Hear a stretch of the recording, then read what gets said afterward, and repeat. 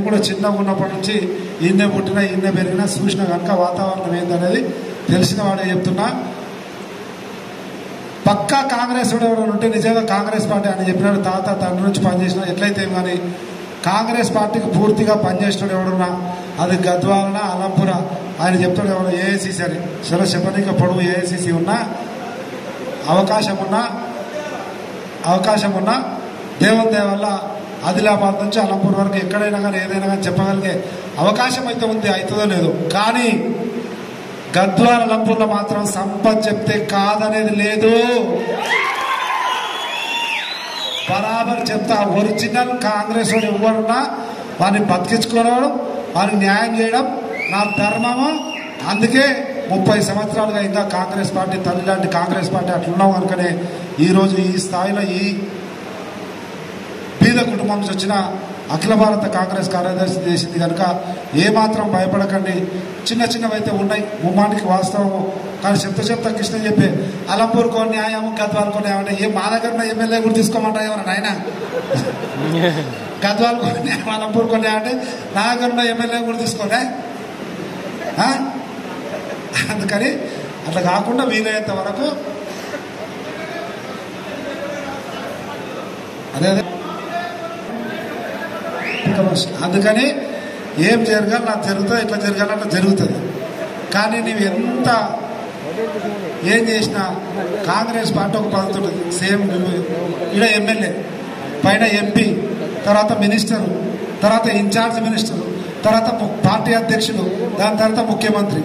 ఇట్లా ఇన్ని లైన్లు ఉంటాయి. ఆ లైన్లో ఏడ మాట్లాడడం, ఎప్పుడు మాట్లాడడం, ఎంత మాట్లాడాలో ఈరోజు చాలా మందికి తెలుసు కూడా.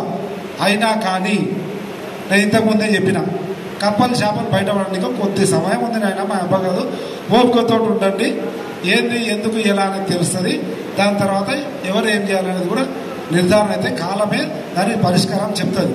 అయినప్పటికీ గద్వాల అలంపూర్లో కాంగ్రెస్ వాడు నిజమైన కాంగ్రెస్ వాడికి ఎవరికైనా అన్యాయం జరుగుతుందంటే మొన్ననే డిటిడిసి నరసింహ ఉండే, ఇక్కడ రామకృష్ణ ఉండే, శ్రీధర్ ఉండే, భాస్కర్ ఉండే ఏమా పోలీస్ స్టేషన్లో పెట్టి నానా రకాల ఇబ్బంది, కుసరామకృష్ణ నానా రకాల ఇబ్బందులు అంటే నీకు చూసినాయి. అన్న ఉంటే గద్వాలు వస్తే డిఎస్పీతో మాడితే, ఎస్పీతో మాడితే ఏం చేయాలో చేస్తే మనోనికైతే ఇబ్బంది లేకుండా సేఫ్గా బయటకు వచ్చినట్లయితే చేసుకున్నాం. ఆ రకంగా ఒరిజినల్ కాంగ్రెస్ కార్యకర్తకు ఎక్కడ అన్యాయం జరుగుతున్నా దాన్ని ఆపడానికి ప్రయత్నం చేద్దాం. కానీ అధికారిక వ్యవహారాల్లో మీరు చెప్పిన మాట వాస్తవం, ఆ రకంగా జరుగుతుంది. అదే జరగకుండా ఈ 15 రోజులలో వచ్చే నిర్ణయం మేరకు ఉంటుంది కనుక కొద్దిగా ఓపిక సహనంతో ఉండవలసిందిగా విజ్ఞప్తి చేస్తూ మరొకసారి చెప్తా ఉన్నా. అటువంటిది ఏమైనా ఉంటే ఎప్పుడు కూడా సిద్ధంగా ఉంటాం. చేతనైనంత వరకు కాంగ్రెస్ పార్టీని, కాంగ్రెస్ కార్యకర్తలను, నాయకుడిని కాపాడుకోవడానికి మీ సంపత్ కుమార్ ఉంటాడన్న విషయాన్ని మరొకసారి తెలియజేస్తూ, నియోజకవర్గ ఇన్ఛార్జ్గా ఆ రోజు ఎన్నికల్లో పనిచేసినటువంటి కార్యకర్తలకు అన్నీ జరుగుతుండే జరంత చల్లగా ఉన్నాయి. మనందరికీ తెలుసు, నీకు నాకు కాదు, రాష్ట్రం అంతా తెలుసు. ఈరోజు కూడా రాష్ట్ర వ్యాప్తంగా మొదటి పేజీలో కోర్టుకు సంబంధించింది వచ్చింది. కోర్టు పరిధిలో అది ఉంది. పార్టీ పరిధిలో ఉన్నది ఏమో అని మీరు అడుగుతున్నారు. వాస్తవమే. ఎన్నిసార్లు ఈరోజు వచ్చి అడిగినటువంటి మీ నాయకులు వీళ్ళందరికీ తెలుసు, మీ సరితా తెలుసు, తిరుపతి తెలుసు, అందరూ కూడా తెలుసు. ఎన్ని రకాలుగా ఎన్ని తలుపులు తట్టి ఎవరెవరి దగ్గర ఏ రకంగా వాదించినామో, చెప్పినామో, న్యాయం కొరకు అడుక్కున్నామో అన్నది అన్ని రకాలుగా ప్రయత్నం జరిగింది. అయినా కానీ ఇంకా తీరలే కదా.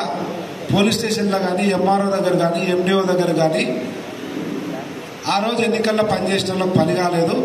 కానీ కొత్త వచ్చిన వాళ్ళకి పని అవుతుంది. ఆ పరిస్థితి ఏంటి అని అడుగుతున్నారు. దానికి నాకున్నటువంటి పరిమిత పరిజ్ఞానంలో, ఎందుకంటే సరితమ్మకు తిరుపతికి తెలుసు, వాళ్ళ సమక్షంలోనే గౌరవ ముఖ్యమంత్రి గారితో కూడా చాలా డీటెయిల్గా మాట్లాడడం జరిగింది. ఇన్ఛార్జ్ మినిస్టర్ ఉన్నాడు. మీరు అన్నట్లు ఇన్ఛార్జ్ మినిస్టర్ అప్పుడు ఇక్కడ ఉన్న మినిస్టర్ ఇంతకుముందు ఎవరు అన్నారు, ఆయన ఇట్లా చేస్తున్నాడు, ఆయన ఇంటికి ఈయన పోతాడు అని. అటువంటివి ఉన్నాయి కదా, అవన్నీ తీరాలి. అటువంటివన్నీ చర్చ జరగాలనే ముఖ్యమంత్రి సమక్షంలో, ఆ మంత్రి లేకుండా, ఆ పార్టీలో చేరిన లేకుండా ఇన్ఛార్జ్ మంత్రి సమక్షంలో చర్చ జరిగింది. ఆ చర్చకు, మీ బాధకు, మీ ఆలోచనకు ఎక్కువ సమయం కూడా పట్టదు. 15 రోజులు 20 రోజులు పేపర్ల మీద ఈరోజు చూసారు. రాజకీయాల్లో ఉన్నాం మనం.